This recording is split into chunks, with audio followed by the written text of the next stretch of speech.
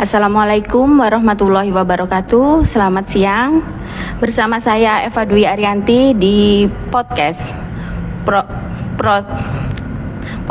Jelajah Obrolan Keren Promosi Kesehatan Rumah Sakit RSUD Dr. Muhammad Saleh Kota Probolinggo. Hari ini kita akan menyalami sebuah krisis kesehatan global yang sering kali disalahpahami dan diremehkan, yaitu obesitas. Ini bukan sekedar masalah berat badan, tapi sebuah penyakit kronik yang kompleks. Apa akar permasalahannya dan bagaimana cara kita menghadapinya? Untuk lebih jelasnya, yuk kita kupas tuntas bersama narasumber kita. Telah hadir di sini 3 narasumber kita yang hebat-hebat, cantik-cantik, dan keren-keren. Yang pertama ada Dr. Elisa L. Pramugaria. Beliau adalah dokter spesialis penyakit dalam di RSUD Dr. Muhammad Saleh Kota Probolinggo. Selamat siang dokter, apa kabar hari ini? Dan siang Mbak Eva. Yang kedua narasumber kita ada Dr. Asih Aprilia. Beliau adalah dokter spesialis kedokteran fisik dan rehabilitasi. Selamat siang dokter, apa kabar hari ini? Alhamdulillah baik, luar biasa Mbak Eva. Dan narasumber kita yang ketiga ada Mbak Dela Rizkiani. Beliau adalah ahli gizi di RSUD Dr. Muhammad Saleh Kota Probolinggo. Selamat siang Mbak Dela. Selamat siang Mbak Eva. Apa kabar hari ini? Alhamdulillah baik. Sobat Sehat Podcast ini disiarkan secara langsung melalui medsos Instagram RSUD Dr. Muhammad Saleh. Untuk pertanyaan yang masuk akan dijawab langsung oleh narasumber kita. Pertanyaan yang pertama saya tujukan ke Dr. Elisa. Oke. Assalamualaikum dokter. Waalaikumsalam warahmatullahi wabarakatuh. Gini dokter, secara medis nggih dokter nggih, apa sebenarnya yang dimaksud dengan obesitas dan gimana caranya untuk mengukur untuk obesitas dokter? Monggo dokter, kami persilakan. Baik, terima kasih. Sebelumnya untuk sobat sehat pojok PKRS RSUD Muhammad Saleh, saya ucapkan selamat siang dan selamat mengikuti podcast kami. Mudah-mudahan bisa bermanfaat hari ini ya. Oke, kita siang ini diberi kesempatan untuk membahas tentang materi obesitas. Jadi obesitas ini mungkin kalau dulunya, kalau orang-orang kan taunya hanya berat badannya gemuk atau badannya gemuk. Padahal obesitas sendiri adalah bukan hanya melulu terkait kegemukan atau berat badan yang lebih, tapi memang di situ berat badannya memang berlebih, tapi dia intinya adalah suatu penumpukan lemak tubuh, penumpukan lemak di dalam tubuh, dan itu akan berpotensi menjadi suatu penyakit-penyakit yang berbahaya seperti penyakit-penyakit kronis seperti diabetes, hipertensi, jantung, kanker, dan lain sebagainya. Dan untuk pengukurannya sendiri ada beberapa parameter yang umum digunakan adalah indeks massa tubuh atau IMT. Kalau bahasa Inggrisnya Body Mass Index, BMI. Jadi yang kita gunakan sebagai parameter adalah tinggi badan dan sekaligus berat badan. Jadi kita buat perbandingan dari berat badannya berapa dalam kilogram dibagi dengan tinggi badan berapa dalam meter dikuadratkan. Jadi berat badan per tinggi badan kuadrat. Nanti akan ketemu skor yang selanjutnya akan diklasifikasikan menjadi beberapa golongan. Jadi kalau normal atau ideal itu dengan BMI berat badan dibagi tinggi badan kuadrat antara 18,5 sampai 24,9 atau antara 18 sampai 25 gitu ya.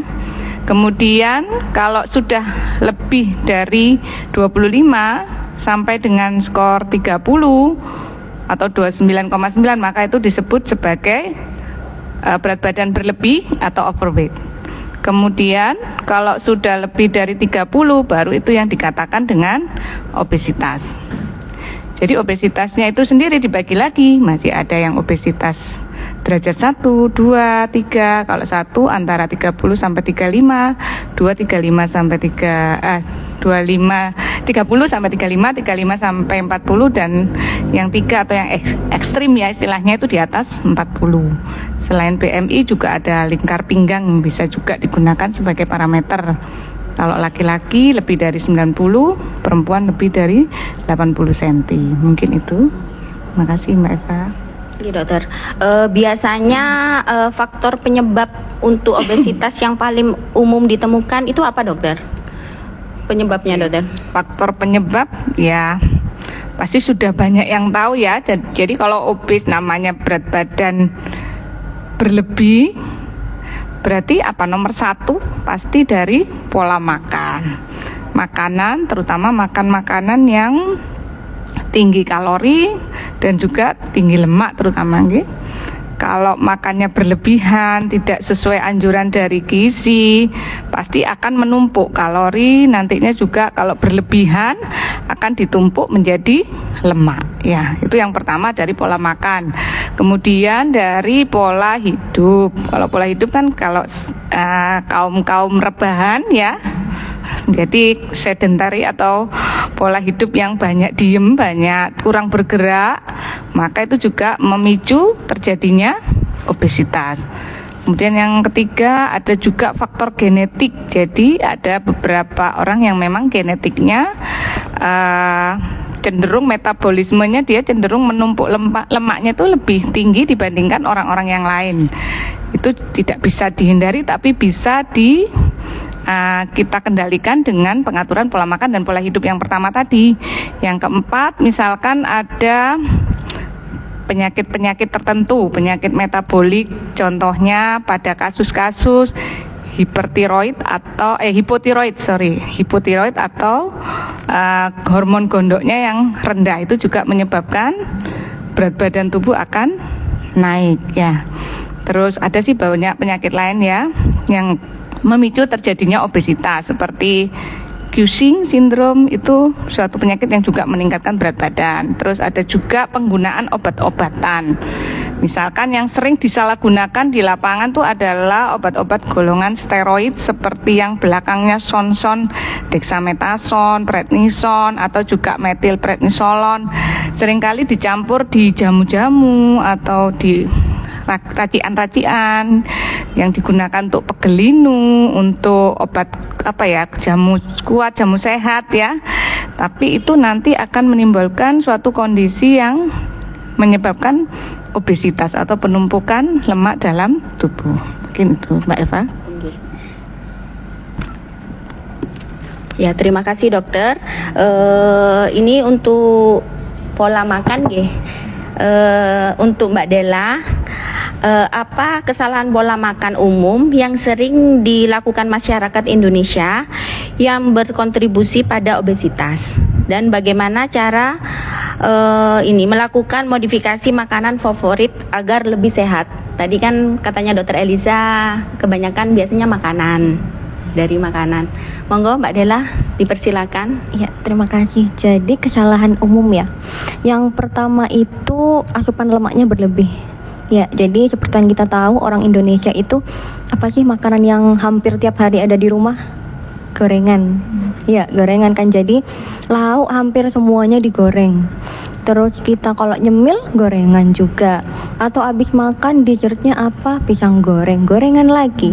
Jadi istilahnya gorengan for life ya. Nah, padahal kalau kita mau bandingkan kalori antara makanan yang digoreng dengan yang tidak digoreng itu selisihnya lumayan signifikan, Mbak. Misal kita ambil contoh tempe. Tempe 2 potong itu kalau kita mengolahnya tanpa digoreng itu cuma 80 kilokalori. Sedangkan kalau digoreng karena ada penyerapan minyak itu ya bisa sampai 150 kilokalori. Nah, kalau gorengnya pakai tepung, jadi tempe goreng tepung itu bisa sampai 200 kilokalori. Jadi kebayang gimana menumpuknya kalori di tubuh kita kalau makanan hampir semuanya digoreng. Itu yang pertama. Lalu yang kedua, selain lemak, karbohidrat juga. Nah, jadi kebiasaan orang Indonesia itu belum bisa dibilang makan kalau belum makan nasi. Jadi kan seringnya kalau misal bikin mie masih ditambah nasi lagi. Nah, atau kalau kita makan nasi campur atau nasi kuning, lauknya masih ketambahan mie goreng, ada perkedel kentang juga. Itu bukan double karbo lagi namanya, tapi triple karbo. Sebenarnya karbohidrat itu kita butuh ya, asalkan jumlahnya itu sesuai dengan kebutuhan. Karena apa? Kalau sampai berlebihan, misal energinya udah cukup, itu nanti asupan karbohidrat yang masih ada lebihannya di tubuh itu disimpan dalam bentuk trigliserida. Itu adalah lemak. Jadi misal kita cek di tubuh kita kok ada lipatan-lipatan lemak, itu bisa jadi bukan hanya karena asupan lemaknya yang berlebih, tapi dari karbohidratnya juga yang berlebih. Atau kalau cek darah, cek lemak darah kan ada kolesterol, ada HDL, ada LDL, ada TG juga, trigliserida. Nah, itu kalau TG-nya tinggi bisa jadi karena asupan karbohidratnya juga yang berlebih. Nah, itu yang kedua. Lalu kalau yang ketiga itu ini asupan buah dan sayurnya masih kurang. Jadi kalau menurut anjuran Kementerian Kesehatan, dalam sehari konsumsi buah dan sayur itu sebaiknya untuk remaja dan dewasa yaitu sekitar 400 sampai 600 kilokalori. Itu kalau kita ukur sekitar 5 porsi lah. Sedangkan nyatanya menurut survei rata-rata konsumsi orang Indonesia itu cuma 1 sampai 2 porsi. Jadi separuh dari anjuran aja gak nyampe. Sedangkan buah dan sayur seperti yang kita tahu ya, dia sumber vitamin dan mineral. Terus dia juga sumber serat. Nah, serat itu fungsinya banyak sekali. Dia bisa memperlancar buang air besar, lalu dia itu juga bisa memperpanjang waktu pengosongan lambung. Jadi dia bisa bikin efek kenyang yang lebih lama. Itu. Jadi ketiga kombinasi dari kebiasaan ini, jadi lemaknya berlebih, karbohidratnya berlebih, lalu kurangnya konsumsi buah dan sayur, ketiganya ini yang bisa memicu dan meningkatkan risiko obesitas. Nah, untuk modifikasi perilakunya seperti apa? Sebenarnya ada beberapa hal yang bisa kita lakukan. Mungkin kita bisa memodifikasi proses pengolahannya, atau kita bisa substitusi bahan makanannya. Misalkan nih, kalau kita bikin mie ya udah gak usah ditambah nasi, soalnya kan mie-nya sendiri udah karbohidrat. Jadi kita tinggal tambah protein hewaninya mungkin dari telur, atau kita bisa tambah protein nabati juga, bisa tahu dipotong-potong ya, dimasukkan ke mie-nya juga enak. Dan jangan lupa juga ditambah sayur, bisa ditambah sawi seperti itu.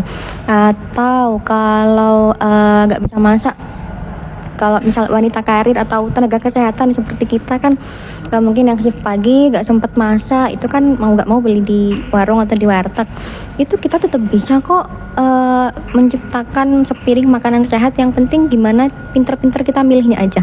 Misal kita pergi ke warteg, nasinya kita request 2 centong aja, jangan lebih. Terus untuk lauk hewaninya, misal ada ayam goreng, ada ayam santan, ada ayam bakar, kita pilih ayam bakar, kulitnya dibuang. Itu. Lalu protein nabatinya, misalkan ada tempe goreng tepung, ada tempe orek, kita pilih tempe orek aja. Soalnya kan itu ditumis, minyaknya lebih sedikit. Nah, karbo udah, protein hewani udah, protein nabati udah, sekarang sayurnya. Karena barusan kan tempenya udah ditumis, jadi usahakan sayurnya kita jangan cari yang tumis-tumisan. Kita bisa cari alternatifnya sayur sop atau kulupan ya. Nah, seperti itu. Nah, kalau di rumah misalkan masak, inilah jangan semuanya digoreng. Mungkin yang digoreng satu lauk aja, satu jenis lauk. Sisanya bisa kita pepes atau bisa dibakar, dipanggang. Atau kalau ada yang punya air fryer di rumah bisa pakai itu. Nah, terus kalau keluar gimana? Misalkan ada yang suka makan makanan Jepang, misal pilihan lauknya ada katsu, itu kan ayam digoreng pakai tepung. Lalu pilihan lainnya lagi ada teriyaki, kita pilih teriyaki. Atau kalau ke Chinese food ada ayam goreng Hong Kong, ada sapi lada hitam, kita pilih sapi lada hitam. Jadi kita pilih yang kandungan minyaknya lebih sedikit. Terus kalau sekali-sekali pengen makan gorengan gimana? Ya nggak apa-apa. Sebenarnya kita nggak perlu benar-benar menghilangkan jenis makanan tertentu. Gorengan pun boleh. Yang penting porsinya kita tahu seberapa banyak. Ya kalau sehari 2 potong lah maksimal masih aman lah ya. Jadi yang penting itu portion kontrolnya sebenarnya. Seperti itu. Ya, terima kasih Mbak Della. Mungkin juga olahraga ya Mbak Della ya. Ditambah olahraga karena obesitas menumpuk kalau seandainya kita mengurangi makan tapi kan olahraganya harus cukup juga ya. Oke. Di sini juga ada Dokter Asi. Oke. Mungkin ini untuk ini dokter, bagaimana obesitas mempengaruhi fungsi gerak? Biasanya kan geraknya kurang ya dokter ya. Sering ngos-ngosan juga biasanya dokter kalau betul. obesitas dokter. Dan kualitas hidup sehari-harinya juga kadang itu berkurang ya dokter Iya, nggih. berkurang. Terutama pada sendi, tulang belakang dan otot. Oke. Nggih. Gimana dokter? Iya. Untuk Jadi- mengatasinya dokter? Oke, Mbak. Jadi memang obesitas ini pengaruhnya banyak ya ke seluruh sistem. Di sini terutama yang akan kita bahas itu terhadap gerak sama kualitas hidup. Jadi obesitas itu secara mekanik maupun biologis dia itu akan memberikan efek kepada sistem muskuloskeletal.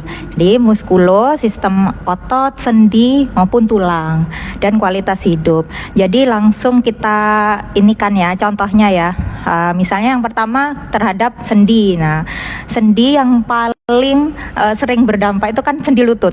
Ya, kenapa sendi lutut? Nah, jadi ketika obesitas atau berat badan kita berlebih melewati dari batas yang tadi setelah diukur BMI-nya itu udah kategori obesitas. Nah, di situ akan memberikan beban yang berlebih kepada sendi lutut. Karena dari penelitian itu dikatakan kalau berat badan kita sudah melebihi dari idealnya, maka nantinya ketika kita melangkah, sendi kita itu akan menanggung sekitar 2, ada yang bilang 3, 4 kali dari berat badan kita setiap kali satu langkah. Nah, seperti itu. Kemudian dengan berat badan, kemudian berat badan berlebih, kemudian menekan ke sendi, otomatis nanti sendi itu cepat aus, di mana istilah kita itu pengapuran gitu, dia akan mempercepat proses pengapuran karena ketika beban berlebihan kepada sendi, di situ kan ada namanya itu tulang rawan. Nah, tulang rawan sendi di lutut. Nah, semakin banyak penekanan di situ, kita aktivitas tiap hari tanpa ada dilatih, maka nanti itu cepat aus, kemudian mempercepat proses peradangan atau inflamasi dan mempercepat terjadinya osteoartritis atau pengapuran tadi. Dan nanti efeknya apa? Nyeri. Nah, kalau udah nyeri nggak gerak. Kalau nggak gerak obes lagi kayak gitu, muter aja seperti itu. Nah, kemudian untuk ke sistem otot. Jadi otot itu adalah dia itu adalah penyokong dari sendi. Apabila orang dengan obesitas ada istilahnya itu sarcopenic obesity. Jadi ketika kadar lemak itu lebih menumpuk lebih banyak, maka kalau dibandingkan rasionya dengan otot, otomatis massa ototnya itu rasionya lebih kecil, relatif lebih kecil. Dan nanti ketika obesitas itu massa ototnya kecil, menyokong sendinya akhirnya kurang kayak tadi, akhirnya gampang nyeri di bagian tubuh gitu, terutama otot-ototnya itu tadi. Kemudian ke tulang, paling banyak itu pasien obesitas itu adalah nyeri punggung bawah. Itu kenapa seperti itu? Karena kan obesitas di mana misalnya perutnya sampai buncit gitu, dia itu akan membuat yang namanya pusat gravity atau pusat gravitasi tubuh itu akan bergeser dari tempat seharusnya dia agak maju. Sebagai kompensasi biar kita jalannya seimbang, kita harus agak dekek gitu. Akhirnya terjadilah kurva terlalu melengkung berlebihan, namanya hiperlordosis. Nah, hiperlordosis itu apabila berlangsung lama, maka dia itu akan memberikan penekanan yang berlebih terhadap diskus namanya. Jadi antara tulang belakang satu dan yang lainnya itu ada namanya shock breakernya. Nah, itu namanya diskus intervertebralis. Nanti kalau terlalu melengkung, nanti akan mengikis di situ, sama untuk sendi-sendi faset istilahnya itu. Jadi antara tulang itu dengan tulang yang satu itu dia saling berhubungan dan dia itu akan menekan akhirnya nyerinya di punggung biasanya di punggung bawah karena pusatnya biasanya di situ untuk aktivitas. Nah, kemudian untuk ke kualitas hidup, karena tadi itu udah nyeri sendi, nyeri sendi lutut atau nyeri punggung. Nah, otomatis kan akhirnya yaitu kualitas hidup sehari-harinya terganggu karena nyerinya itu. Ada juga yang gampang capek, tadi tuh kata Mbak Eva ngos-ngosan ya, naik tangga dikit udah ngos-ngosan gak kuat. Nah, kadang seperti itu pasien malah gak gerak, males gerak, kemudian nggak gerak lagi, akhirnya tambah ini lagi, obes lagi, muter kayak tadi, lingkaran setannya itu tadi. Oke, seperti itu. Mungkin ini dokter, jenis latihan fisik mungkin dokter ya, dan aktivitas gerak yang aman dan efektif bagi penderita obesitas dokter. Oke. Jadi memang tujuannya kita beraktivitas fisik atau latihan fisik itu yaitu adalah membakar kalori kan. Tadi mungkin udah ditumpuk-tumpuk, nah sekarang harus dibakar dalam salah satunya itu dengan aktivitas fisik atau latihan fisik. Nah, jadi prinsipnya adalah membakar kalori tapi tidak menambah beban terhadap sendi. Tadi kan sudah kita diem aja, udah kita berdiri itu udah terbebani, udah sendi-sendi kita, apalagi kalau gerak. Nah, jadi apakah kita enggak gerak? Enggak. Ada itu untuk latihannya. Yang pertama itu latihan nomor 1 itu kardio atau istilahnya endurance. Tujuannya itu adalah untuk meningkatkan kesehatan jantung paru biar nggak cepet capek seperti itu. Endurance otot juga atau ketahanan otot juga biar nggak gampang capek. Jadi salah satu prinsipnya adalah yaitu tidak memberikan beban berlebihan kepada lutut. Berarti istilahnya non weight bearing atau minimal atau low impact. Nah, contohnya itu renang ya. Jadi renang itu dengan prinsip daya apung. Jadi tubuh kita itu kan dibantu sama air dengan mengapung seperti itu. Misalnya, dok nggak bisa renang nggak gitu. Nah, ada alternatifnya. Jadi di kolam renang kita melakukan olahraga namanya akuatik. Jadi bukan berenang tapi melakukan olahraga di dalam air. Jadi idealnya itu sebatas dada sini airnya. Kemudian kita melakukan gerakan, boleh dari anggota gerak atas, mulai dari bahu, lengan, tangan, pinggul, lutut, sampai ankle. Jadi semua tubuh. Jadi digerak-gerakkan. Gerakannya seperti apa? Sebenarnya bebas. Yang penting yaitu kalau prinsip kita itu start low, go slow. Jadi pelan-pelan dulu sesuai toleransi awal. Yang penting gerak dulu, nggak harus langsung ini. Jadi misalnya 10 kali, misalnya bahu digerakkan dengan gerakan boleh memutar ke depan ke belakang seperti itu, gantian pinggul. Mungkin ketika di darat itu ketika gerakan kayak gitu itu sakit, ya itu karena kan tidak dibantu sama yaitu tadi gravitasi yang kalau di air kan yaitu terbantu karena daya apung itu. Jadi biasanya kalau pasien sudah misalnya obes gitu, udah mau gerak dikit tadi udah nyeri, paling bagus itu adalah olahraga akuatik, yaitu gerakan di di bawah atau ini jalan kaki di treadmill atau jalan kaki yang jalannya datar. Jangan naik agak tanjakan itu jangan, yang santai, atau malah kalau misalnya punya treadmill boleh treadmill seperti itu, jalan santai aja kayak gitu. Kemudian yang kedua itu latihan beban atau resisten. Nah, ini yang masih orang nggak suka. Sukanya tuh aku jalan kaki aja dok, tapi disuruh latihan untuk penguatan otot nggak mau, kadang jarem semua. Tapi itu penting, itu tidak bukan yang kardio lebih bagus, itu saling mendukung. Jadi latihan otot itu juga harus perlu. Jadi seperti tadi, karena relatif terjadi sarkopeni atau massa otot lebih kecil pada orang obesitas, maka tetap ototnya harus dikuatkan. Jadi tadi tuh otot itu kan untuk menyokong sendi. Nah, supaya nanti kalau ototnya adalah dia itu kuat, otomatis ketika kita gerak mau jalan ototnya itu teraktifkan. Jadi tidak membebani langsung 100% ke sendi, seperti itu tujuannya. Nah, terus contohnya seperti apa? Kalau misalnya di rumah ada dumbbell 1 kilo, 2 kilo itu bisa dipakai. Misalnya saya nggak punya dok, bisa air mineral yang 600 cc atau 1,5, malah sekarang ada galon kecil yang 5 liter itu 5 liter ya ada, atau 3 liter gitu, itu buat latihan. Atau misalnya enggak punya, pakai apa gitu, pakai berat badan sendiri aja.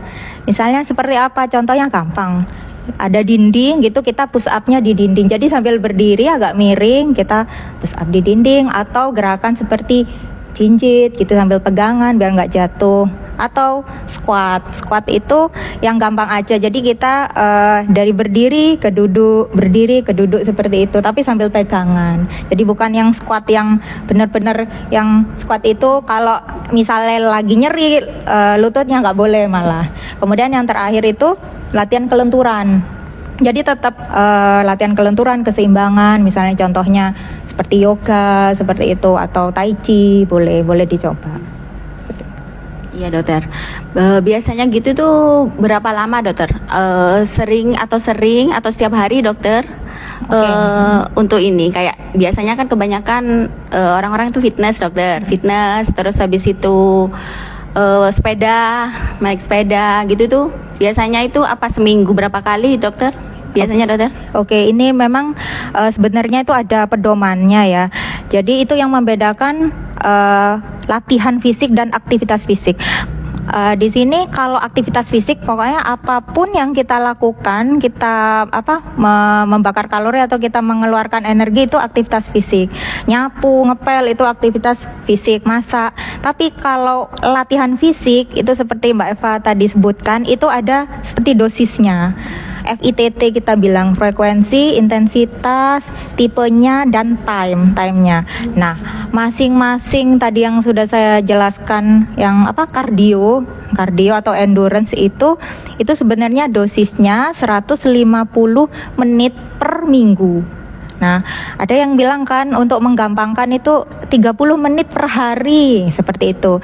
Nah, kalau 30 menit per hari berarti dalam 1 minggu kan 7 hari itu dilakukan berapa kali, berarti 5 kali ya, liburnya 2 hari gitu. Jadi tetap harus ada liburnya karena otot itu butuh recovery. Nah, jadi intinya bisa dicicil ya. Kan kita suka nyicil-nyicil ya. Jadi kalau udah tahu dosisnya untuk kardio kardio itu 150 menit misalnya per minggu. Misalnya sekarang kita lagi shift siang, paginya kita olahraga loh, ternyata misalnya jalan atau jalan sambil ini santai-santai loh, kok ternyata 1 jam, berarti aku tinggal berapa menit gitu, boleh.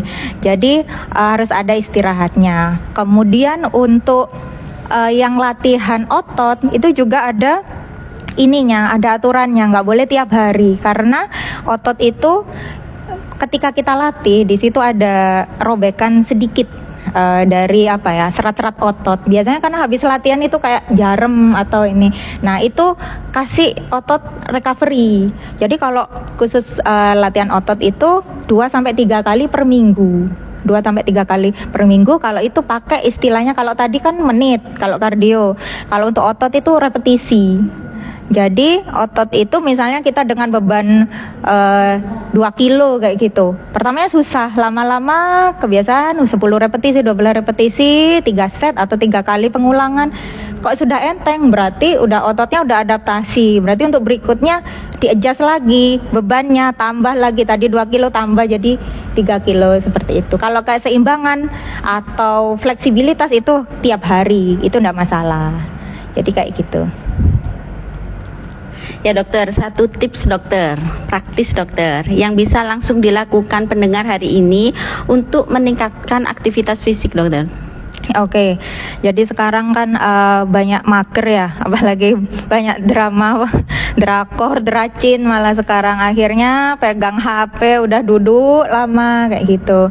Nah ini ada tapi kalau udah disuruh olahraga gitu sibuk, banyak kerjaan gitu. Nah sekarang lagi populer itu namanya itu ini apa movement snacking. Jadi ngemil tapi ngemilnya gerakan. Suka ngemil makanan kan ya, tapi sekarang ngemil gerakan. Maksudnya itu gini, tiap 1 jam aktivitas kita misalnya banyak duduk atau ngapain, siapkan nggak sampai 5 menit, 1 menit aja kita lakukan gerakan ringan. Misalnya, contohnya ya, misalnya pas duduk gini sambil jinjit-jinjit kayak gitu. Misalnya pas rapat boleh. Atau misalnya lagi mau bikin kopi, nunggu air mendidih itu squat dulu 10 kali. Nah, kayak gitu. Misalnya mau ke kamar mandi masih nunggu masih antri, udah push up dulu, push up dinding, kalau nggak kuat push up di bawah, push up. Jadi nggak ada alasan untuk ini sebenarnya mager, atau minimal cuma stretching aja, misalnya ke kanan, ke kiri, kayak gitu, ke atas, ke bawah, itu udah lumayan. Itu kan udah aktivitas kan, udah gerakan kayak gitu. Jadi dicicil. Malah itu ada yang kalau misalnya, atau ini gerakan yang paling mudah itu sekarang adalah plank ya. Gerakan plank itu kalau misalnya kita rutin lakukan, misalnya 1 minggu bisa sampai berapa menit ya gitu, kayaknya berat. Tapi kalau misalnya di setiap hari dicicil, habis sholat gitu, udah salam, plank sebentar, 5 detik aja udah lumayan gitu. Kan sholat 5 kali 5 detik lumayan kan, 25 detik udah kayak gitu, itu udah lumayan. Intinya yaitu movement snacking, jadi nyemil gerakan dikit-dikit. Terus juga kalau misalnya mau melakukan, misalnya aku tertarik mau latihan yang benar-benar latihan kayak gitu. Jadi 1, konsultasikan dulu mungkin. Jadi mungkin obesitas ada komorbidnya, diabetes atau hipertensi, itu harus dikonsultasikan, bisa ke kita. Karena misalnya kalau pasien dengan hipertensi itu ketika melakukan gerakan itu nggak boleh melakukan gerakan falsafah atau ngeden, karena bisa menaikkan tensi. Jadi ada triknya. Misalnya mau angkat beban gitu, ketika dia itu melawan gravitasi ke atas, dia itu mengembuskan nafas. Ketika udah mulai turun gitu, baru dia tarik nafas kayak gitu. Ya dokter, terima kasih dokter. Untuk gizi nggih Mbak Della, satu pesan kunci yang paling penting tentang mindset dan attitude terhadap makanan yang harus dimiliki oleh setiap orang yang ingin hidup sehat, bebas obesitas. Monggo Mbak Della. Oke, satu pesan kunci. Sebenarnya tiap hari kita makan itu kan enaknya nggak berhenti sampai di lidah aja ya. Jadi apapun yang kita makan itu bisa bisa memberikan efek yang nyata untuk tubuh, entah itu positif atau negatif. Maka dari itu kalau bisa setiap makanan yang masuk itu sesuatu yang tubuh kita butuhkan. Jadi ayo nggak usah nunggu besok, mulai dari sekarang kita coba diet. Tapi sebelum mulai diet kita harus tahu dulu definisi diet itu apa. Jadi diet itu sebenarnya bukan mengurangi makan, tapi mengatur pola makan. Dan cara untuk mengatur pola makan yang tepat itu bukan yang menyiksa diri. Jadi gak harus melulu kukus-kukusan, terus gak ada rasa, apalagi sampai skip makan ya, jangan. Soalnya itu nanti bisa bikin stres, bisa bikin bosen. Kalau gitu nanti ujung-ujungnya bisa tahan berapa lama sih? Paling cuma sebulan, 2 bulanan. Padahal kita butuh untuk mengatur pola makan itu umur hidup, ya, for the rest of your life. Jadi kita bisa melakukan yang namanya mindful eating. Nah, mindful eating itu maksudnya kita menikmati makanan kita. Misal nih kita makan soto ayam. Nah, semua indera kita itu fokus ke soto ayam yang ada di depan kita. Jadi jangan makan sambil nonton video mukbang. Nah, soalnya kenapa? Misal video mukbangnya 30 menit. Nah, sebenarnya 15 menit pertama soto ayam kita udah habis, tinggal kuahnya aja. Tapi kok nonton videonya ini ya, nafsu makan kita bertambah. Nah, jadi yang awalnya kita mau makan 1 porsi aja bisa nambah, bisa 2-3 porsi akhirnya. Atau kalau lagi libur mau movie time, lagi Netflix-an, terus ambil ini 1 toples keripik. Nah, itu karena kita sambil nonton, jadi gak kerasa 1 toples itu bisa habis dalam sekali duduk. Nah, itu. Dan itu gak akan terjadi kalau kita menerapkan yang namanya mindful eating. Jadi mindful eating itu sebenarnya juga berguna supaya kita bisa mengatur porsi makan kita. Jadi kalau kita pengen makan tempe goreng, ya udah ambil aja satu, kita nikmatin tempenya, kriuk-kriuknya kita rasakan, nggak usah merasa bersalah. Karena seperti yang saya bilang tadi, yang penting itu kita tahu seberapa banyak porsi yang masuk, portion kontrolnya. Nah kalau kita bisa melakukan itu, nggak menyiksa diri dengan diet, yang penting kalorinya masih balance, itulah yang bisa bikin dietnya long term. Ya karena ini, because you enjoy your meals. Seperti itu. Mungkin itu aja tipsnya sih yang bisa dilakukan. Ya, terima kasih Mbak Della. Kita ke Dr. Elisa. Dokter, jika seseorang sedang dalam proses penurunan berat badan, parameter klinis apa yang harus kita pantau untuk memastikan ia melakukannya dengan sehat, dokter? Dan benar, dokter. Mana, dokter? Oke. Jadi tadi kan sudah dijelaskan ya, dietnya, kemudian aktivitas dan latihan fisik yang dilakukan. Nah, terus ini ada pasien obes kan, ini settingnya obesitas ya. Kemudian pasiennya berniat untuk menurunkan berat badan kan gitu, supaya mencapai target. Maka yang harus diperhatikan tetap ya, pertama ada indikator fisik dulu. Bodinya, fisiknya. Apa yang pertama ya jelas pasti yang umum dilakukan adalah berat badan dengan timbangan. Timbangan gimana sih yang betul cara menimbangnya? Sebenarnya tidak harus timbangan khusus juga bisa. Asal timbangan yang digunakan pada saat pengukuran dilakukan dengan alat yang sama.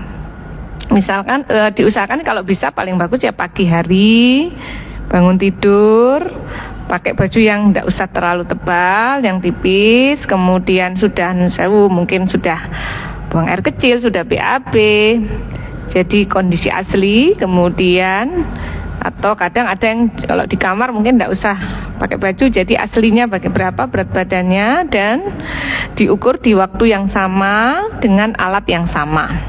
Jadi jangan misalkan kan timbang di tempat A sekian, dan tempat B berbeda, itu sebenarnya bukan indikator pengukuran yang baik. Jadi harus dengan alat yang sama dan di waktu yang sama. Kemudian yang kedua, selain berat badan, indikatornya apakah nanti kan diukur lagi berat badan, diukur lagi berdasarkan rumus BMI-nya tadi dengan tinggi badannya ya. Ada lagi yang kedua adalah selain berat badan, selain fisik dari berat, yang kedua adalah dari lingkar tubuh. Jadi circumference dari tubuhnya, mulai dari ada lingkar pinggang tadi, kalau perempuan kan lebih dari 80 dianggap sebagai obesitas. Kemudian kalau berarti targetnya kalau dulunya lebih dari 80, kalau dianggap berhasil kalau di bawah 80. Kalau laki-laki lebih dari 90, maka targetnya di bawah 90. Kemudian selain itu dari fisik sudah ya, berat badan, kemudian lingkar tubuh, terus ada juga massa otot, massa lemak dan cairan tubuh ya. Ini mungkin di fisioterapi ada edukasi BIA atau BIA ya, Bioelectrical Impedance Analyzer ya. Jadi untuk BIA itu yang diukur adalah massa otot, massa lemak dan cairan tubuh ya, kadar cairan dalam tubuh. Itu tuh suatu alat yang bisa menentukan berapa sih skor dari lemaknya. Nah, itu juga bisa digunakan sebagai parameter keberhasilan usaha dari menurunkan berat badan. Itu yang fisik ya, atau body. Nah, target dari bodinya. Kemudian yang kedua, target kesehatan dan kesejahteraan. Apa itu maksudnya? Yang pertama, misalkan dilihat dari, nggak usah kan kadang kalau lihat timbangan stres ya, kadang ada orang yang fobia dengan timbangan, jadi takut dengan timbangan, kayaknya artis-artis ya, kalau aku bukan artis ya, jadi takut banget nanti takut ketahuan naik. Jadi kalau lebih aman, karena nanti kalau lihat timbangan naik stres akhirnya hormon-hormon yang tadi saya sebutkan kan ada pengaruh hormon yang bisa menaikkan berat badan, salah satunya kortisol. Kalau stres, kortisolnya naik, berat badannya ikut naik. Maka Lebih aman dari baju aja, cukup kesehatan dan kesejahteraan bajunya. Oh, dulu baju ini singset rapat tidak bisa dipakai, ternyata sekarang kok longgar. Nah, itu juga indikator keberhasilan yang lebih gampang, lebih ringan dan tidak terlalu bikin stres dan bikin semangat. Oh, bajuku udah longgar, udah bisa dipakai lagi. Kemudian yang kedua, misalkan energinya positif. Maksudnya apa? Misalkan dulu tadi yang disampaikan kalau buat naik tangga ngos-ngosan. Sekarang setelah dia menjalankan apa yang dianjurkan baik dari fisioterapi atau dari gizi, bagaimana tadi tata laksananya sudah dijalankan, ternyata sekarang udah kuat lagi buat naik tangga, enggak ngos-ngosan, buat jalan udah enak, udah gesit. Ya, itu suatu indikator keberhasilan yang enggak usah berat-berat ya. Kemudian kualitas tidur. Jadi dikatakan bahwa menurunkan berat badan maka bisa membantu untuk kualitas tidurnya itu lebih baik. Kalau kualitas tidur lebih baik, maka itu akan bisa membantu menurunkan berat badan ya. Yang terakhir ya indikator kepatuhan. Jadi indikator fisik atau bodinya, indikator kesehatan dan kesejahteraannya, dan indikator kepatuhannya bagaimana dia olahraga dan latihan fisiknya mungkin terjadwal dan dia menjalankan itu dengan baik atau tidak. Dibuat schedule, dibuat jadwal ya. Itu sih kalau saya. Oke, terima kasih. Ya, terima kasih dokter. Ini ada pertanyaan dokter dari Instagram dokter ke dokter Eliza. Dokter. Ini dari Mbak Maria Kurnia. Jika memang punya genetik obesitas, apa harus diet dari kecil dokter? Dan apa berpengaruh dalam kesuksesan program diet dokter? Oke. Ya, terima kasih ya Mbak Maria, pertanyaannya sangat bagus. Jadi memang salah satu faktor tadi kan banyak sekali ya faktor-faktor yang bisa menyebabkan kenapa sih orang ini kok obes, kenapa yang satunya enggak? Ya salah satunya genetik. Prinsipnya semua penyakit itu rata-rata pasti genetik, termasuk obesitas ya. Jadi obesitas itu bukan hanya tumpukan lemak, tapi dia adalah suatu penyakit kronis. Jadi itu penyakit ya. Cuman saya belum masuk di ICD-10-nya yang masuk di kriteria BPJS, belum ada mungkin ya. Ada atau tidak ya BPJS untuk obesitas ya. Sebenarnya itu adalah suatu penyakit kronis. Maka kalau memang dari orang tua ada yang obes, maka tetap genetik pasti selalu ada. Tapi apakah semua penyakit ya sama, tidak hanya obesitas, apakah semua penyakit itu akan muncul pada putra-putrinya? Belum tentu, kan tergantung bagaimana menjalani hidupnya dan kedepannya bagaimana. Apakah sama pola hidupnya seperti misalkan dari bapak ibu, makannya banyak, mungkin apakah putra-putrinya sama ya? Belum tentu, Jadi kalau memang ada orang tua obesitas, apakah harus dari kecil? Biasanya kalau masih kecil tetap ya, kalau masih kecil kan dari gizi klinik untuk anak juga ada ya.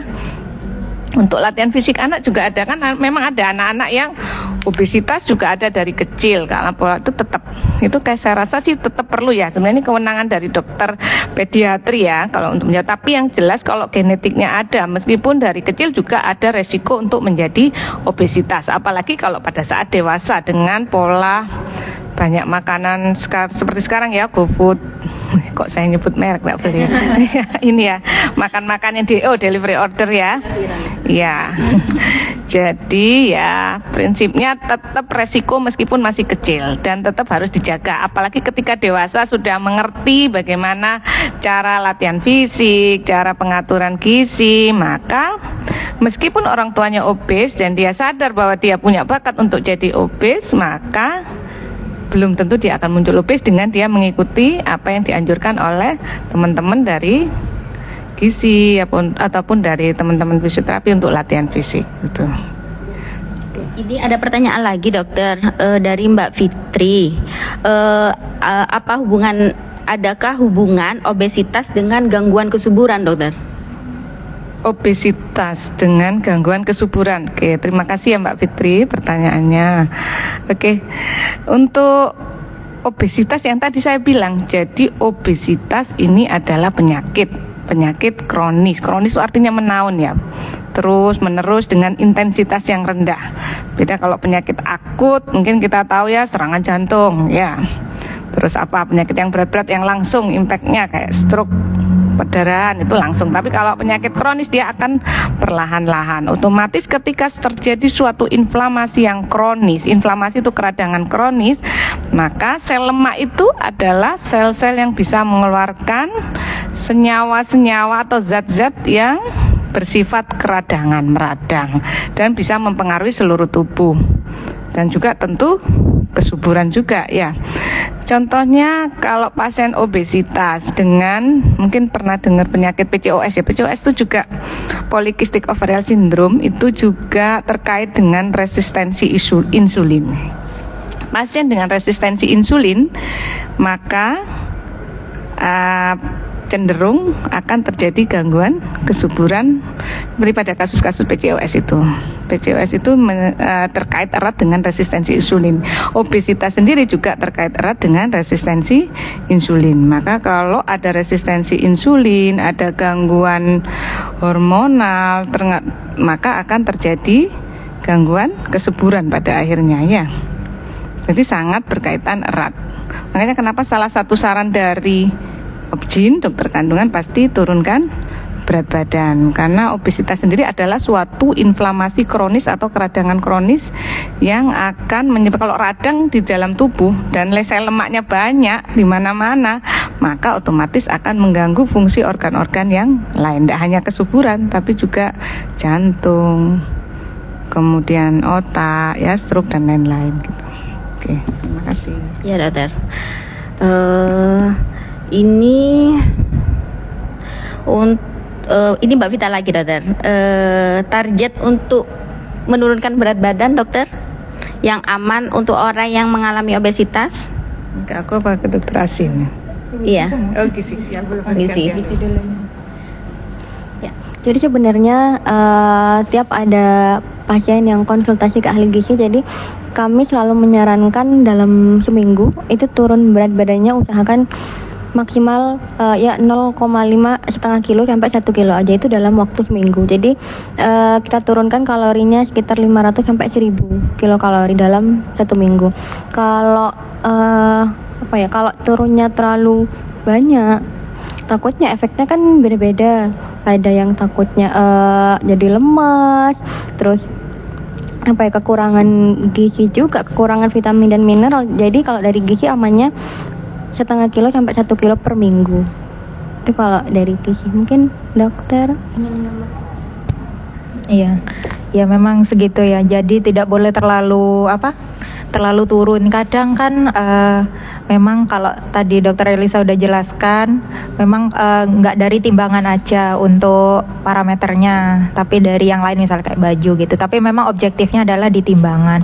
Tapi kadang ketika kita fokus terhadap timbangan total, nah kita misalnya udah turun, misalnya 1 minggu turun udah 1 kilo, kan seneng ya, aduh seneng banget. Ternyata ketika dicek di timbangan yang ada kayak komposisi tubuh, malah ternyata yang turun adalah cairan tubuh sama ini otot, massa otot. Rugi kalau kayak gitu, malah lemaknya naik. Nah itu yang tidak kita inginkan.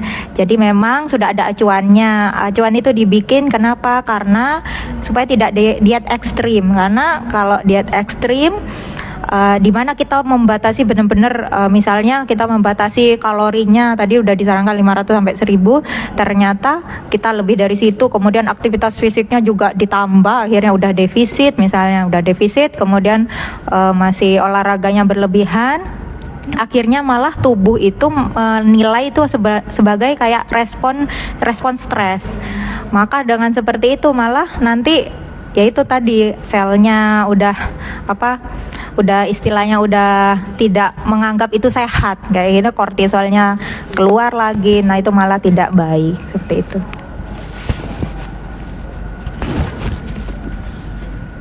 Ya, terima kasih dokter. Dokter, ini ada pertanyaan lagi.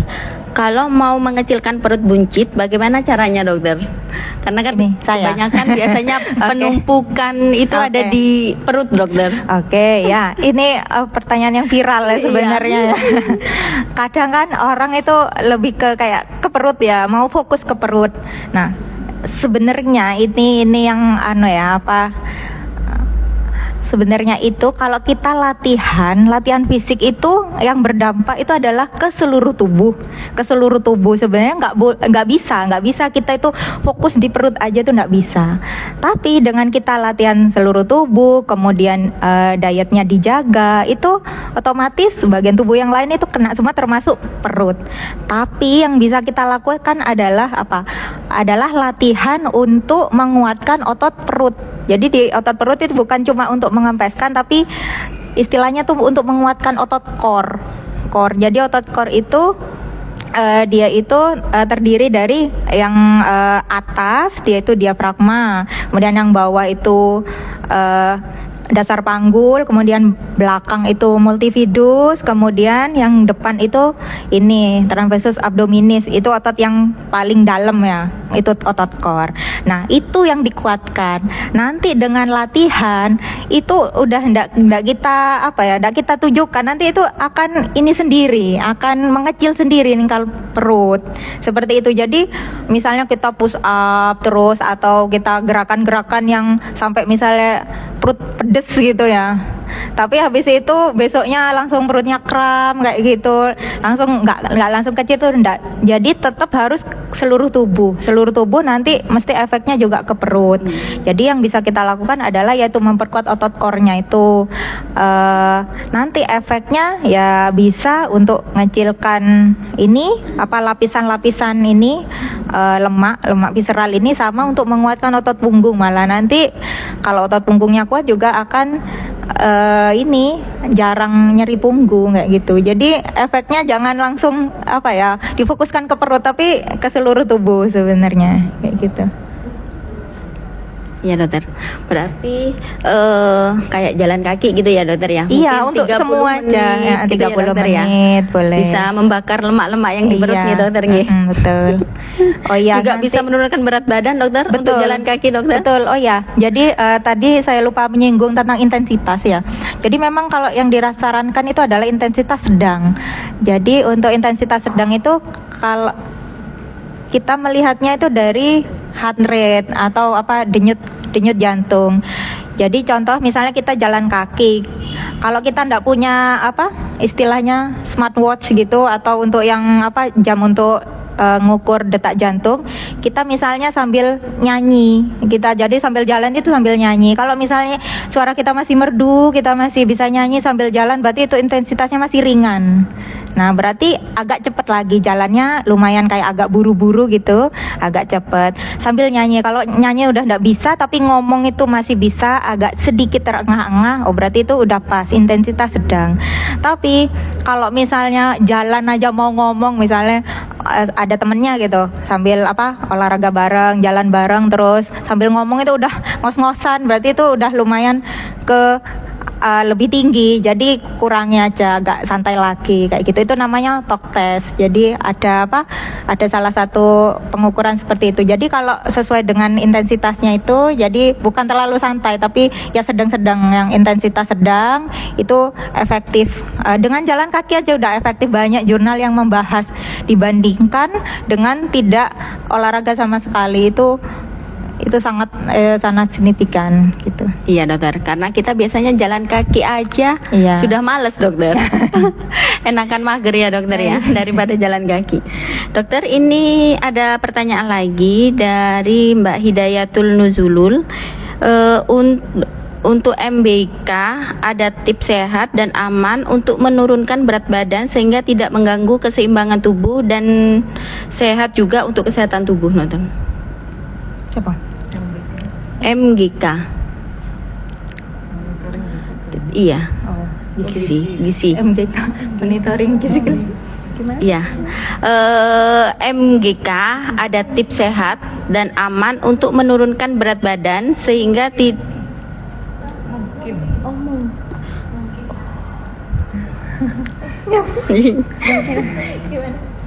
Mungkin ada tips sehat yang aman untuk menurunkan berat badan sehingga tidak mengganggu keseimbangan tubuh dan sehat juga untuk kesehatan tubuh.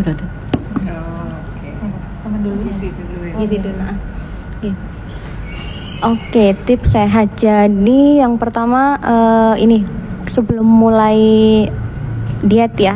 Jadi kan diet mengatur pola makan. Jadi sebelum mulai diet, ini dulu kita harus tahu kondisi tubuh kita.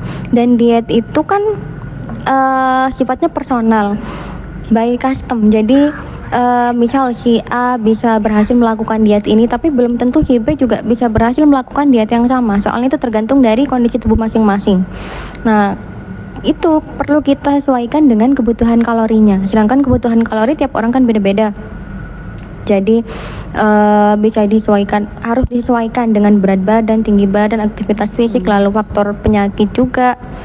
Nah, jadi ini sebenarnya kalau misal ada kesempatan bisa konsultasi ke ahli gizi untuk memulai diet, karena nanti bisa kita hitungkan kebutuhan kalorinya berapa, lalu kita bantu atur juga pola makan yang tepat seperti apa biar lebih akurat. Jadi nanti bisa nego-nego juga tuh, misalkan selama ini kebiasaan saya makannya seperti ini, terus jam makannya biasanya jam segini, terus makanan kesukaannya ini, jadi nanti bisa nego juga sama ahli gizinya. Itu kalau yang punya kesempatan untuk konsul ya. Kalau misalkan belum bisa untuk konsul ke ahli gizi, itu seperti yang saya bilang tadi. Jadi kesalahan umumnya itu kan asupannya lemak, karbohidrat tuh lebih ya. Jadi kita bisa mengurangi dulu makanan-makanan yang lemak atau kalorinya tinggi. Yang kalorinya tinggi, makanan yang padat energi kita kurangi. Terus makanan-makanan yang manis, minuman-minuman manis itu kalorinya kan tinggi. Terus minuman manis itu kan juga mengandung karbohidrat sederhana. Nah, karbohidrat sederhana itu dia proses dicernanya lebih cepat. Kenaikan gulanya lebih cepat. Selain lebih cepat, turunnya gulanya juga lebih cepat. Kalau gulanya cepat turunnya, otomatis kita jadi lebih cepat lemas, lebih cepat lapar. Akibatnya kita ini jadi craving yang macam-macam, jadi pengen tambah nyemil ini itu. Jadi seperti itu. Dan jangan lupa ini juga konsumsi makanan yang seimbang. Jadi sebenarnya nggak ada satu makanan yang mengandung semua nutrisi.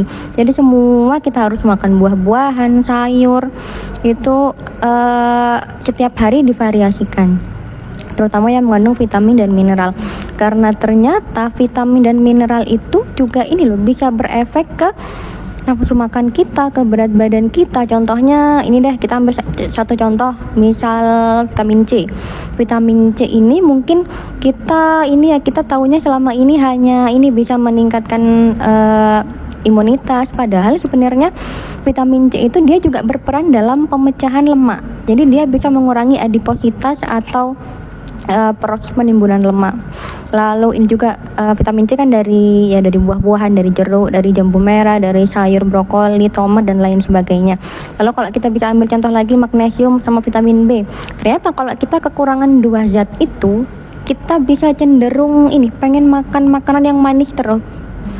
Soalnya dua zat gizi ini dia fungsinya bisa membantu memecah makanan menjadi energi.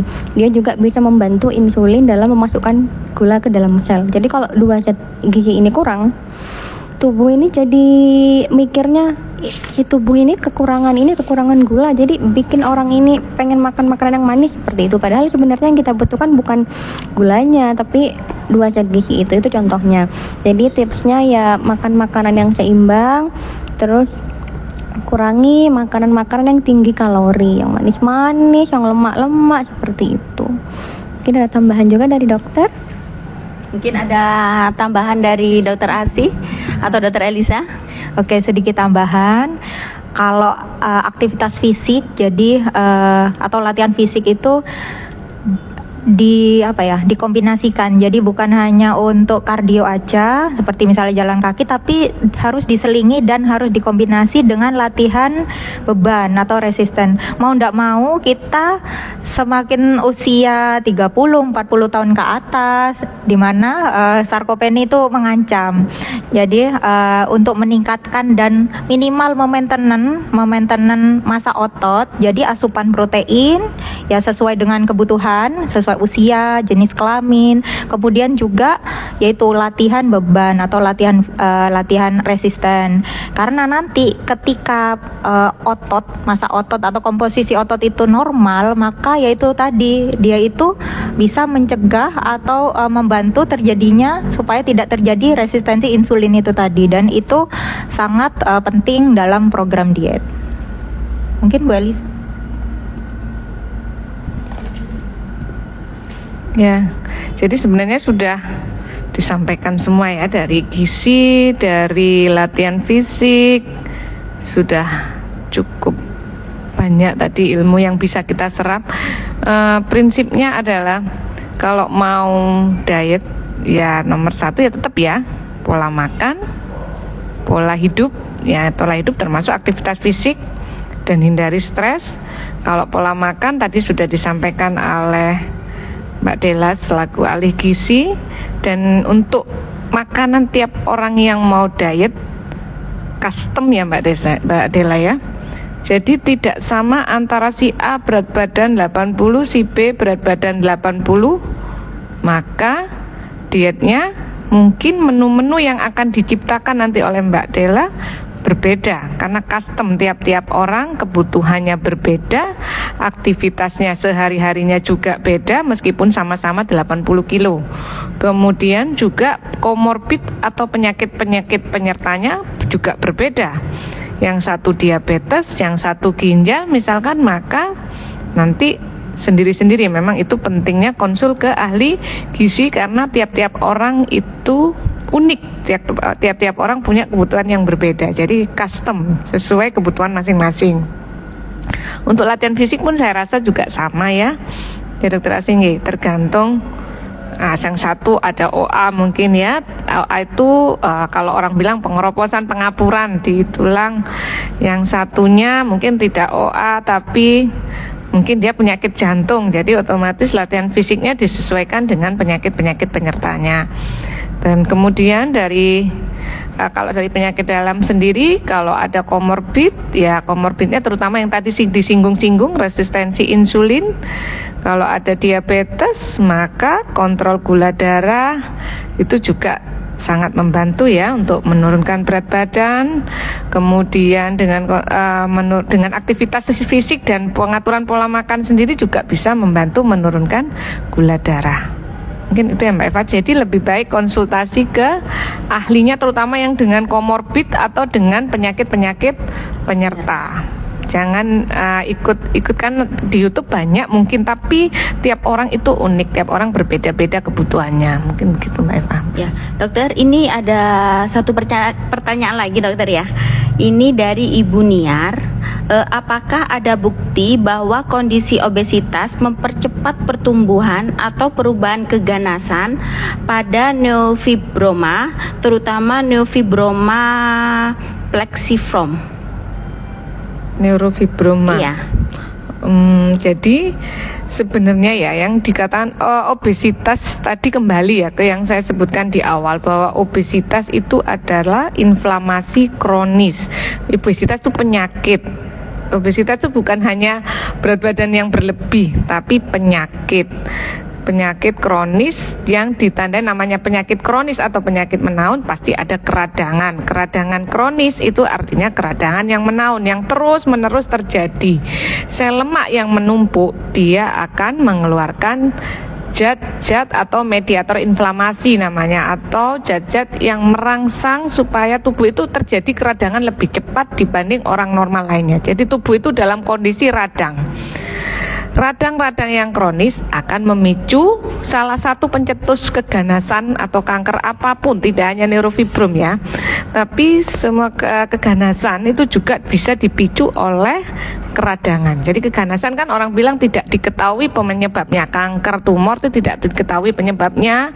Ada yang bilang bahan-bahan karsinogenik atau bahan kimia, pengawet, penyedap itu juga memicu, dan suatu infeksi atau keradangan kronis, inflamasi kronis itu juga bisa memicu terjadinya keganasan. Jadi selnya itu berubah sifat, jadi ganas. Yang dulunya anak baik-baik tiba-tiba jadi anak yang ganas yang tidak bisa diatur sekarapnya sendiri, makanya dia akan berkembang, tumor tuh akan tumbuh jadi cepat. Nah itu salah satu pengaruhnya. Kalau radang itu apa ya bahasa awamnya? Ya radang, ya luka atau perlukaan yang terus menerus terjadi karena dari sel lemaknya numpuk, dia keluar zat radang, jadi tubuh kondisi radang terus menerus bertahun-tahun, sel-sel itu berubah sifat jadi yang normal baik-baik menjadi ganas. Tidak hanya neurofibrom. Apakah berpengaruh? Ya pasti berpengaruh, tapi tidak hanya neurofibrom. Prinsipnya obesitas memicu terjadinya keganasan. Oke. Ya, terima kasih dokter. Pertanyaan sudah dijawab oleh dokter semuanya. Terima kasih dokter atas ilmu yang bermanfaat. Siang-siang gini kita belajar untuk obesitas. Semoga selalu diberikan kesehatan sehingga dapat memberikan ilmu-ilmu yang banyak di rumah sakit mungkin terutamanya. Demikian Pojok PKRS Podcast Jelajah Obrolan Keren Promosi Kesehatan Rumah Sakit RSUD Dr. Muhammad Saleh Kota Probolinggo. Izinkan saya Eva Dwi Arianti bersama tim PKRS undur diri. Assalamualaikum warahmatullahi wabarakatuh.